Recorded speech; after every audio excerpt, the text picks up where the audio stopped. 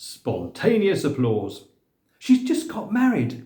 With that throwaway announcement, the room erupted into spontaneous, warm applause. Why did we do that? We hardly knew the couple. Surely the announcement of the young man and woman had recently married is commonplace. It felt like a marker. It was a diocesan study day. The room was filled with 150 clergy. Marriage services are our bread and butter, but there was a warmth to the applause that went beyond. How nice is that? It set me thinking.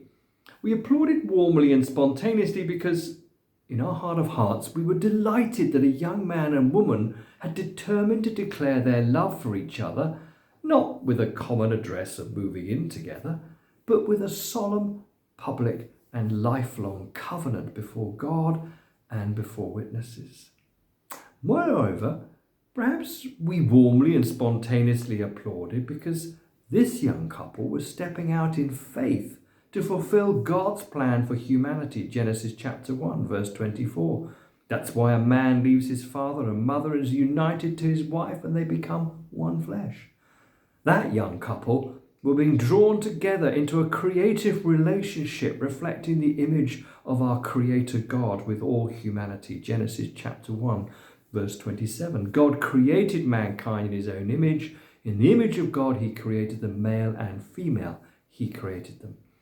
That young couple were being drawn into the divinely given social place for men and women, where love and support is offered and received in good times and bad times, and where children are welcomed as they fulfill the divine mandate of procreation. Genesis chapter 1, verse 28. God blessed Adam and Eve and said to them, "Be fruitful and increase in number." That young couple were entering into the covenant of marriage, which Jesus himself honoured by his presence at the wedding of Cana in Galilee. John chapter 2. Were these behind our applause?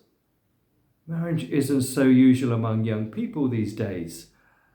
Were we delighted at their counter-cultural decision, a direction the church is often called to take, where we're asked not to let ourselves be squeezed into the ways of the world, but to let God's Spirit transform our minds and our lives within his redemptive purposes?